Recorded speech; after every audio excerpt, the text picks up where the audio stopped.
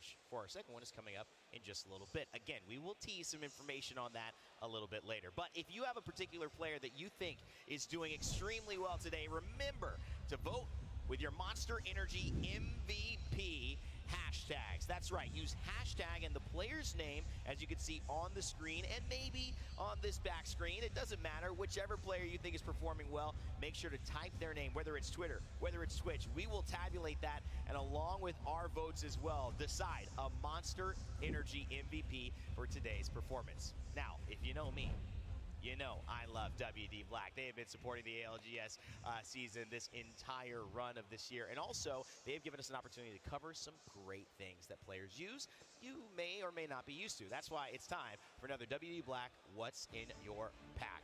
RKN, I'm coming straight to you. You know about this weapon. It's kind of been Prowler dominant, but the car still so deadly. Talk to me about this SMG. Yeah, absolutely. I think in this meta right now, you really have a choice between two guns, and that's going to be the Prowler. Diablo, cabrón. The Car 99 has really been on the rise. It used to be the gun of choice back in the day before the R9 was reverted, buffed a little bit back to what it used to be.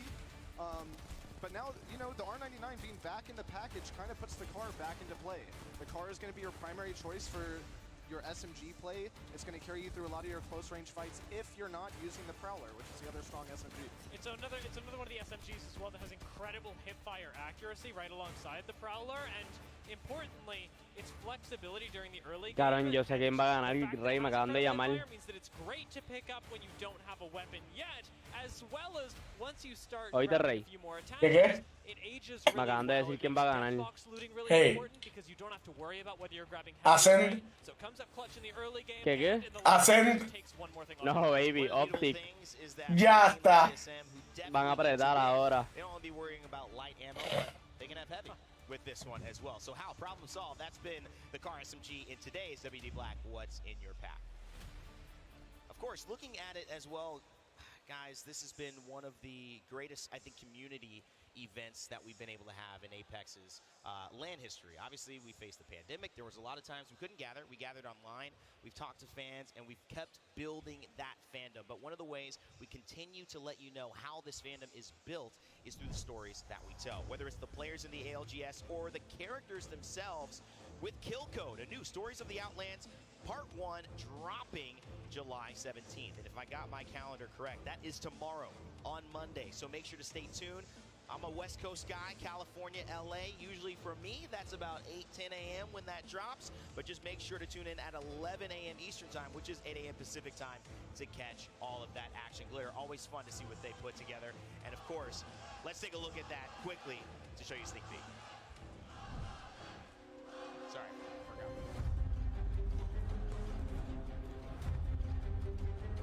Chicos, quítenme esta mierda para el carajo. Los quiero ver darse en la cara.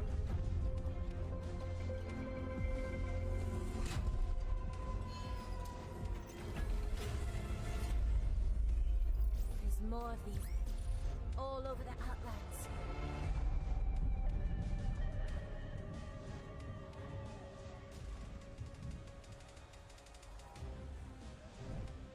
Always exciting to see what they can do back at Respawn. Very, very happy to be here with all of you. And you know why I make this moment special?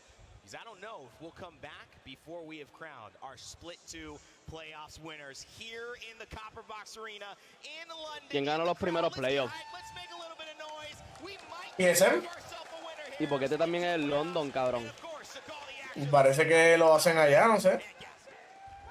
There's a magic word you said then, Ray, that I think is applicable. Might. We might have a winner. We could have a winner. It is possible that we could be crowning a champion in this next game. But if we know anything, Dan, and we've watched enough Apex Legends and Matchpoint, is that when you just about think that maybe we're about to go over that edge and crown someone a champion, we go again. Well, all I'll say is all the international teams aside from North America, you need to make your money count now, because we have 5 North American teams on match point going into match 7. And they are all looking hot, fresh, and ready to lift a trophy. So APAC North, EMEA, we need to see you step up here and now. 5 teams. 5 teams now on match point for Dark Zero and TSM. All of a sudden it became a little bit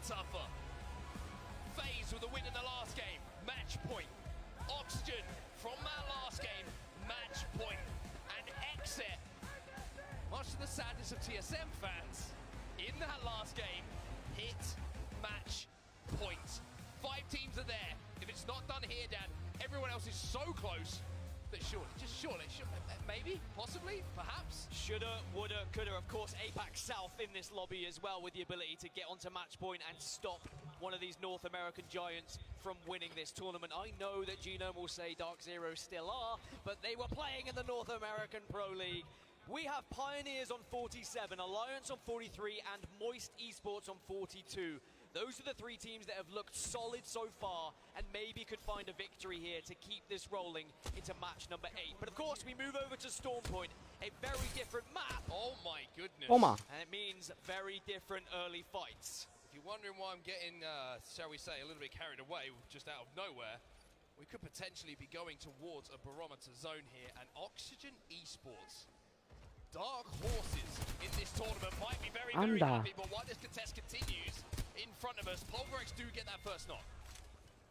It's tough for Hand as they unfortunately are in a contest yet again. Pulverex 27 points away from match point, and you are completely right. When we do see where this circle is pulling, it's going to be a little bit further south. It's going to go down towards Barometer. We've already seen how successful Oxygen Esports have been throughout this tournament when they have zones pulled towards them. Remember, they came top 3 when we had a Barometer-ish zone just earlier on in this grand final. But throughout this tournament alone, they've had 3 Stormpoint victories. It's a far better map for them than World's Edge. But we have to talk about pressure.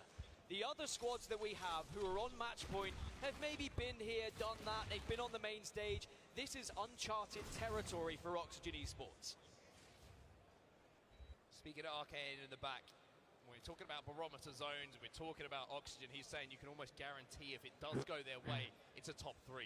Just because they have that extreme height to play off the back of. And then late on, they can try and take some roofs and they can really cause some problems for the teams who are approaching them from all different angles. But we'll have to see where that zone does end up going. For Dark Zero, it's about getting to zone. And for Pulverex, it's about surviving here. As Geo come and join them and Blackhand inside a Stormcatcher, where we're seeing a little bit of a fight continue. We have to remember at Split 1 playoffs, it was Stormpoint where TSM were able to close it out. But another reminder, Xset were our best performing Stormpoint team in North America during regular season.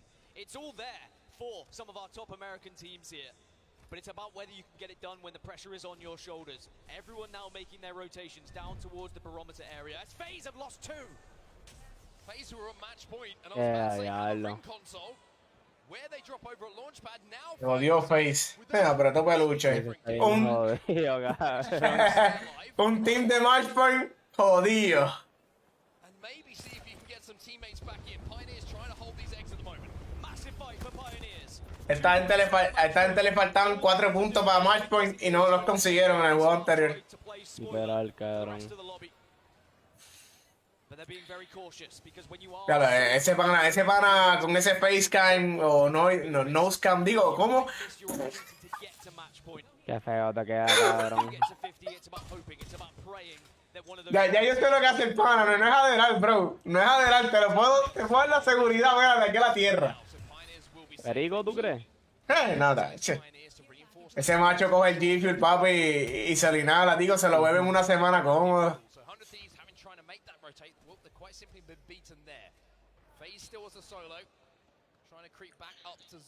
Cabrón, tú sabes el reguero de cafeína que tienen que tener esta gente encima ahora mismo. No importa si es nariz, oreja, cabrón, no importa por dónde. We're going down towards Barometer, as we had mentioned earlier, and we have 3 of our top 5 teams already at Barometer. And the scary thing about this circle is there is so much unplayable space. I'm talking just open terrain where you are vulnerable. But one of our match point teams, FaZe, are now down to just 1. Frex is going to have to try and pull off what would be one of the most spectacular games of his life if FaZe were to win it here. KCP still under pressure, still need the points. Haven't managed to get any quite yet. Riddle fighting against NRG in the feed as well. Sweet is going to be knocked, but for Pioneers, the story is, like you say, a couple of points, 1 team wipe, and they will be on match point and then hunting down those 5 other teams who are already there ahead of them. And it's very different, isn't it? Like when you see that there's 5 teams on